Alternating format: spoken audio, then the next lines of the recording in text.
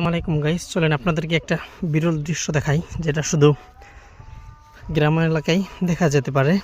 সেটা হচ্ছে এগুলা অনেকগুলা শামুকখোল পাখি, তারা খাবার খেয়ে রেস্ট নিতেছে।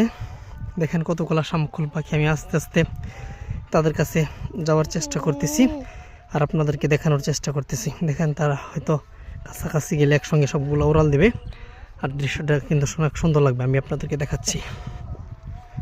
একটা দুইটা করে কিন্তু আস্তে আস্তে চলে যাচ্ছে।